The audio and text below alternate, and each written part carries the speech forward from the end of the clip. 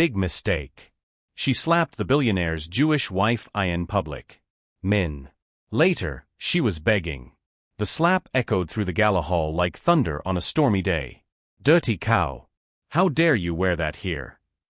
Victoria Whitmore pointed with disgust at the delicate Star of David necklace Sarah Goldstein was wearing, before delivering a slap that made all of Manhattan's elite stop and stare. Sarah, at 29, remained motionless for a few seconds, her hand instinctively touching her burning cheek. The silence in the Metropolitan Museum was deafening. 300 of the most influential businessmen, politicians and socialites had witnessed the assault during the most exclusive charity event of the year. People like you shouldn't be here, Victoria continued, her shrill voice cutting through the air. This is an event for real Americans, not for your kind. Her icy blue eyes scanned Sarah up and down with absolute contempt. The Metropolitan Museum's annual Winter Gala was the most eagerly awaited event in New York high society. Tickets cost $50,000 each, and the guest list went through a committee stricter than university admissions. Victoria Whitmore, wife of real estate magnate James Whitmore, considered herself the unofficial hostess of the evening, circulating among the tables like a queen inspecting her subjects. The decor in the grand ballroom was impeccable. Baccarat crystal chandeliers reflected off floral arrangements that cost more than luxury cars. Each table of 10 represented a fortune in networking, where deals worth billions were closed between the first and second courses. For Victoria, this was her personal kingdom, where she decided who deserved to be there. What Victoria Whitmore didn't know was that she had chosen the wrong person to humiliate. Sarah Goldstein grew up in Brooklyn, the daughter of Holocaust survivors who taught her that silence in the face of injustice was complicity. Her grandparents lost everything in Europe, but rebuilt their lives with a strength she carried in her DNA. Interesting perspective, Sarah replied calmly, her voice low but firm enough for the curious people around to hear.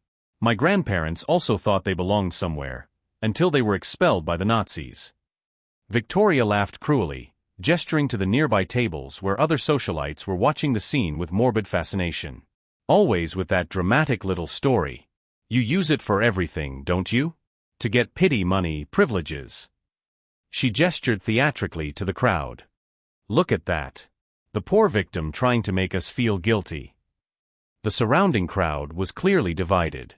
Some whispered uncomfortably, others discreetly pulled out their cell phones. Senator Patricia Mills was openly filming, anticipating the political value of the moment. Tech billionaire Marcus Chun was frowning, clearly annoyed by the scene, while his wife was discreetly trying to pull him away. Among the observers, Sarah noticed familiar faces: senators, CEOs of multinationals, Hollywood celebrities. Congressman Mitchell was filming discreetly with his cell phone, clearly anticipating the viral value of the moment. Socialite Amanda Rochester was whispering furiously in her friend's ear, probably feeding the gossip that would dominate the newspapers tomorrow. Do you know what the problem is with people like you? Victoria continued, her voice gaining volume and venom. They think they can come here, with their historical grievances, and expect the world to owe them something. Well, I have news for you, this is not your world. Sarah observed the faces around her, some embarrassed, others curious, a few indignant. She recognized several public figures discreetly recording with their cell phones. Perfect. The more witnesses, the better. What none of them knew was that this was no coincidence. Mrs. Whitmore, Sarah said, calmly taking her phone out of her purse. Before you continue with your enlightening comments, I'd like to properly introduce myself. Her fingers slid across the screen with the precision of someone who had planned this moment long before it happened. Victoria huffed impatiently, her flushed face contrasting with her $200,000 diamond necklace. I don't care who you think you are, darling. Security. She waved imperiously at the uniformed security guards. Remove this inappropriate person immediately. The head of security, Roberto Martinez, approached hesitantly. A military veteran and family man, something about that young woman seemed familiar to him. It wasn't fear in her eyes, but a quiet authority that made him hesitate. He had learned to recognize true power during his years protecting really important people. You know, Victoria, Sarah said, her voice taking on an almost maternal tone. My grandmother used to say that a person's true character is revealed in the moments when they think no one important is looking. She paused dramatically, watching the cell phone cameras multiply around her. Unfortunately for you, everyone important is watching right now. Victoria felt an inexplicable shiver run down her spine. There was something about Sarah's absolute calm that bothered her deeply. It was as if this woman knew something she didn't, as if the whole confrontation was just one piece in a much bigger game. As the murmurs grew and the cell phone flashes multiplied, Sarah kept that enigmatic smile of someone who was keeping a secret too powerful to reveal before the time was right.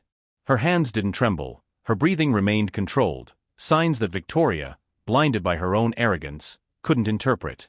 At the back of the room, a distinguished-looking man watched the scene with growing interest. His assistant was whispering something urgent in his ear, but he waved him to wait. Something was about to happen, and he didn't want to miss any details. If you're enjoying this story of how a single impulsive decision can destroy an entire life, don't forget to subscribe to the channel, because what happened over the next few minutes in that salon turned a charity night into New York's most talked-about public nightmare. Victoria Whitmore felt a surge of power run through her veins when she saw that Sarah hadn't withdrawn immediately after the slap. "Ah, so you've got guts," she said, her voice taking on an even more venomous tone. "Let me explain how things work in the real world, darling." Sarah remained still, but her dark eyes shone with an intensity that made some observers feel uncomfortable. There was something about that calm that didn't match an ordinary victim. It was the serenity of someone who had weathered far worse storms.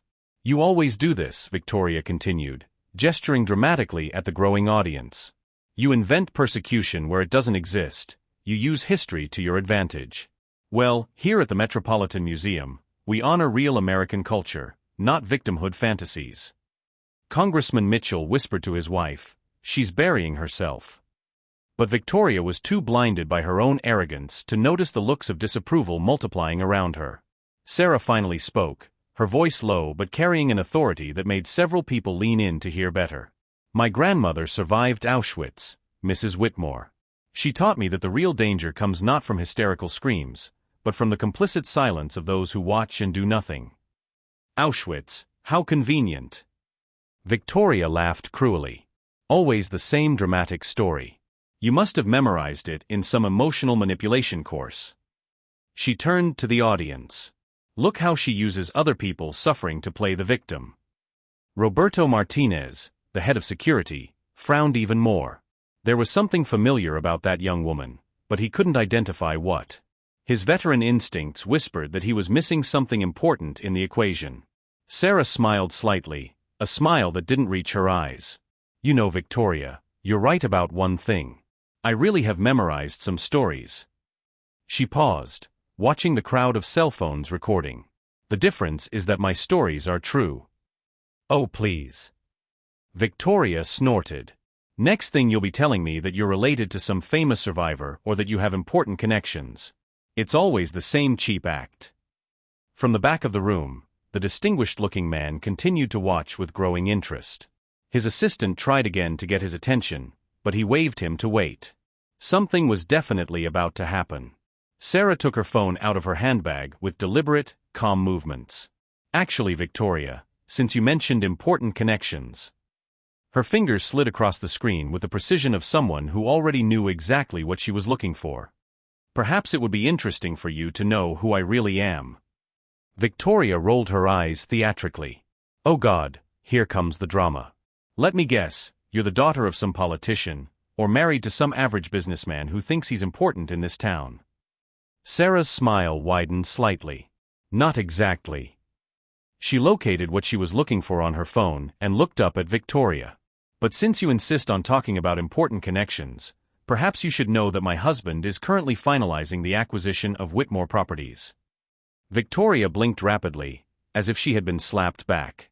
"What did you say?" "You heard correctly." Sarah kept that serene smile. "It's funny how small details can completely change a situation, isn't it?" Victoria's confidence began to waver for the first time in the evening. "You're bluffing.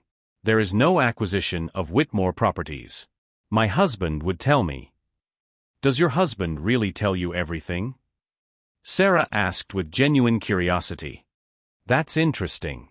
Because from what I understand, James was being very discreet about the company's financial problems. Especially after that irregular building scandal in Brooklyn." Victoria turned pale. The Brooklyn scandal was highly confidential information, something that only very well-connected people could know. Who are you?" Sarah looked at her phone again, as if checking a message. Oh, perfect. He's just confirmed it. The signing of the final papers is scheduled for Monday morning. She raised her eyes to Victoria. Obviously, after tonight's events, I imagine there will be some reconsiderations on the terms of the agreement. The silence that followed was deafening. Victoria opened and closed her mouth like a fish out of water, while around her the Manhattan elite began to whisper with renewed interest. Senator Mills whispered to her husband, "If she's telling the truth, Victoria has just gotten herself into a much bigger mess than she realizes." But what really terrified Victoria was realizing that Sarah showed no signs of nervousness or bluffing. There was absolute confidence there, as if she had known exactly what she was doing from the first moment. From the back of the room, the mysterious man finally smiled and began to move towards the group. His steps were decisive, like someone who had finally decided to intervene in a situation they had been observing with increasing patience. What none of these privileged people could understand was that every cruel word, every contemptuous gesture, was being carefully documented and archived by someone who had learned from a very young age that true strength does not come from shouting or threatening, but from the silent preparation and flawless execution of a justice they could never foresee. Victoria tried to regain her composure, nervously smoothing her dress, which now looked too uncomfortable. "You're bluffing," she muttered, but her voice had lost all its previous authority. "My husband would never sell the company without consulting me." Sarah tilted her head slightly, as if considering the statement with genuine curiosity. "You know, Victoria, it's interesting that you mention consultations. Because from what my husband told me, James was desperate to close the deal before the creditors found out about those irregularities in the Brooklyn contracts." Victoria's face turned livid.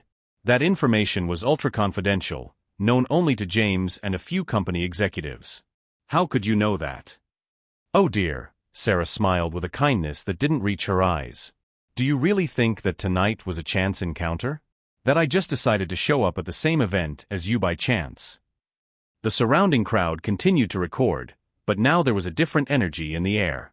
People were beginning to realize that they were witnessing something much bigger than a simple discussion between socialites.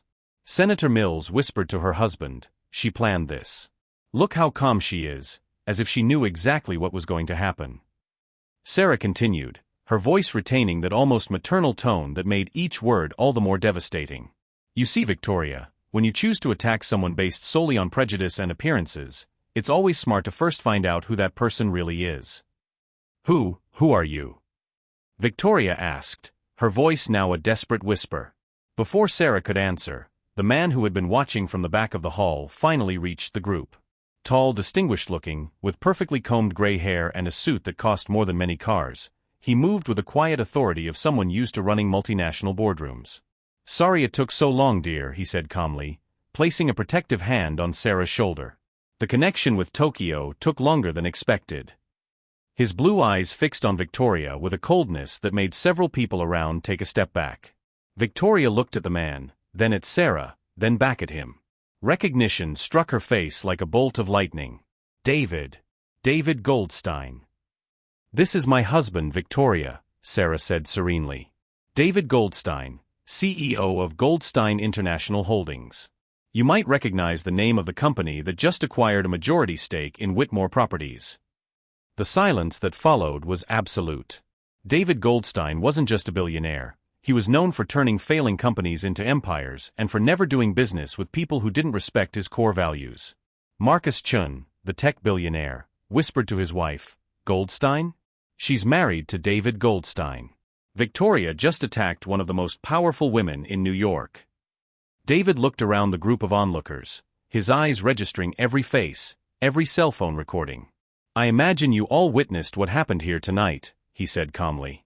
"The physical aggression, the anti-Semitic comments, the total lack of decorum." Victoria opened her mouth to speak, but David continued, his voice taking on a tone of business authority that commanded absolute attention. "Sarah told me that you questioned our right to be here, Victoria. It's interesting, considering that my family donated $50 million to this museum last year." The recordings continued, and Sarah realized that her strategy was working perfectly. Every second of Victoria's public humiliation was being documented. Every cruel word she had uttered was now being contextualized for an audience that included senators, CEOs, and influential public figures. "David, please," Victoria tried one last appeal. There's been a misunderstanding. I didn't know, if I had known who Sarah was. If you'd known who my wife was, would you have been polite? David asked, arching an eyebrow. So you're admitting that you treat people differently based on the power or status you imagine they have. Sarah watched Victoria slowly crumble, each defense being systematically destroyed. But what Victoria still didn't understand was that this was only the beginning. The physical assault had been captured on dozens of cell phones, the anti-Semitic comments were documented, and David Goldstein had both the financial clout and the political influence to ensure that the consequences were permanent. Roberto Martinez, the head of security, finally approached with two colleagues. Mr. Goldstein, the police are on their way. Would you like us to escort Ms. Whitmore out of the event? Actually, Roberto, David said calmly, I'd rather she stayed. I want everyone to see exactly the kind of person they considered respectable until tonight. Victoria seemed to be in a state of shock, finally realizing the magnitude of what she had done. Not only had he physically assaulted the wife of one of the most powerful men in the country, but he had done it in public, documented by dozens of influential witnesses. Sarah looked at her husband with genuine gratitude, but also with a confidence that revealed that this had been the plan all along. They had turned Victoria's prejudice into a trap in which she had willingly entangled herself. What none of the privileged people in that room could understand was that every cruel word, every gesture of contempt, had been carefully provoked and documented by someone who learned from a very young age that true justice doesn't come from shouting or threatening, but from the patience to allow enemies to destroy themselves by their own choices, while the whole world watches. Victoria tried to pull herself together, but her hands were shaking violently as she tried to process the information. David, please, I didn't know. There's been a terrible misunderstanding, she stammered, her voice losing all its previous arrogance. Misunderstanding.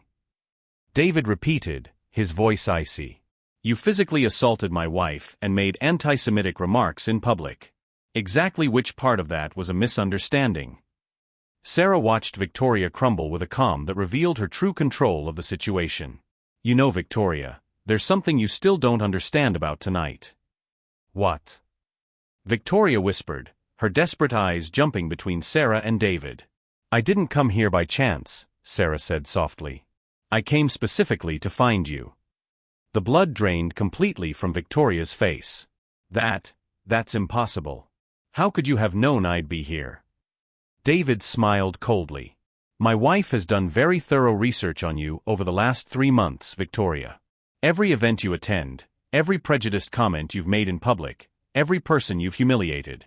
You have a well-established pattern. Sarah took out her phone again, this time showing Victoria the screen.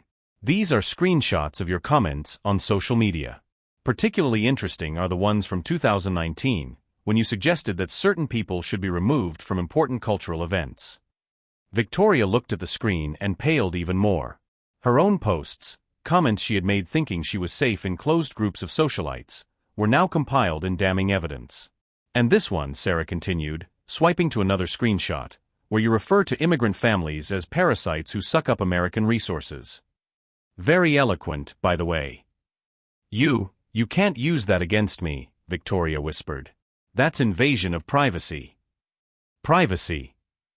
David laughed. You posted this on social media, Victoria. And considering that you just assaulted my wife in public, I'd say your privacy is no longer our concern. Roberto Martinez, the head of security, approached again. Mr. Goldstein, the NYPD officers have arrived. They would like to speak to you about the incident. Victoria looked desperately around the room, looking for a way out, for a friendly face, for any sign of support. Instead, she found dozens of cell phones recording, faces of acquaintances turning away in disapproval, and whispers quickly spreading through the crowd. Senator Mills, Victoria desperately appealed to the politician nearby. You've known me for years, you know I'm not. Senator Mills took a step back. Actually, Victoria, I think tonight revealed exactly who you are. Sarah looked at David with an almost imperceptible nod. It was time for the final revelation. There's one last thing you should know, Victoria, David said, his voice taking on the tone of a business authority who had built an empire. The acquisition of Whitmore Properties? It was cancelled exactly 15 minutes ago. Victoria was stunned. Cancelled? But you said. I said it was being finalized, Sarah corrected gently. I didn't say it would be finalized favorably for you. You see, after personally witnessing the character of the Whitmore family tonight, my husband has decided that he doesn't want to do business with people who share his values. That means, David continued implacably, that James will have to find other investors to cover the loans he took out in anticipation of this sale. Loans that mature on Monday. Victoria staggered, having to lean on a nearby chair. You can't do that. That's blackmail. Blackmail would be if we were asking for something in return, Sarah replied calmly. We simply decided not to do business with anti-Semites. It's called the free market. At this point, 2 NYPD officers approached the group. Mrs. Whitmore? We need to speak to you about a reported assault. Victoria looked at the officers, then at the crowd recording, then back at Sarah and David. The full realization of what had happened, that she had walked straight into a carefully constructed trap, finally hit her mind. You planned this, she whispered, her voice breaking. You set me up. No, Sarah said with devastating serenity. We simply gave you an opportunity to show who you really are. You chose physical aggression and prejudiced comments completely on your own. David put a protective arm around Sarah. The difference between us and you, Victoria, is that when we face injustice, we react with evidence and legal consequences. You react with violence and hatred. As the officers approached to escort her away, Victoria made one last desperate attempt. Please think of my family, my children. They don't deserve to suffer because of this. Sarah paused, and for a moment seemed to consider her words. Then she spoke, her voice laden with a wisdom that came from generations of surviving persecution. My grandmother also had children when she was forced to flee Europe. The difference was that she was running away from people like you. The silence that followed was absolute. Even the whispering stopped when the depth of that comparison hit everyone present. As Victoria was led away by the officers, her pleas echoing through the hall, David turned to the crowd of onlookers who were still recording every moment. Tonight, he said, his voice carrying the authority of one who had built an empire based on principle, you have all witnessed what happens when prejudice meets consequences. I hope you remember this lesson. What none of the privileged people in that hall could understand was that every cruel word, every gesture of contempt, had been carefully provoked and documented by someone who learned from a very young age that true justice doesn't come from shouting or threatening, but from the patience to allow enemies to destroy themselves by their own choices, while the whole world watches, records, and judges.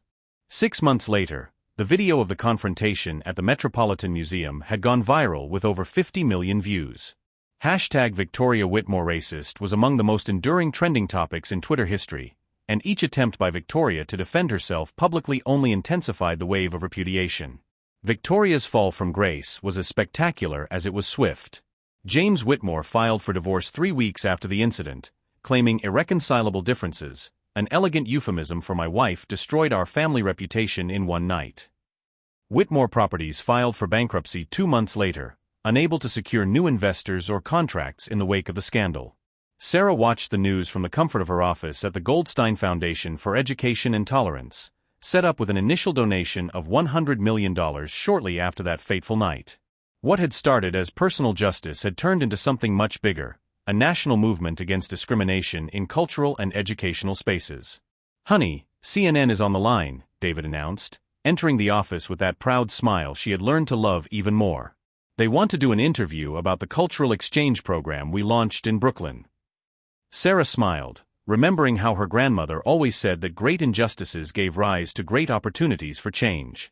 The program in Brooklyn had already benefited more than 1,000 immigrant families, offering free access to cultural and artistic education. Meanwhile, Victoria lived in seclusion in a small apartment in Queens, getting by with a part-time job in a call center. Her former high society friends avoided her like a social plague, and attempts at public rehabilitation were systematically sabotaged by new leaks of prejudiced messages that Sarah had strategically saved for appropriate moments. Victoria's social isolation had become legendary in elite New York circles. Former friends crossed the street to avoid her, exclusive clubs canceled her lifetime membership, and even her own adult children drastically limited contact, too embarrassed to be seen publicly with her. Senator Mills, who had witnessed the entire confrontation, became a leading advocate of the Sarah Goldstein Protection Against Discrimination in Cultural Venues Act, which passed unanimously in Congress 8 months later. That night at the Metropolitan, she said during the debates, showed us that prejudice is not just individual ignorance, it's a matter of public policy. Roberto Martinez, the former security chief who had hesitated to intervene that night, sought Sarah out months later to thank her. "Your courage taught me that neutrality in the face of injustice is complicity," he said. "I now run an anti-discrimination training program for security professionals all over New York."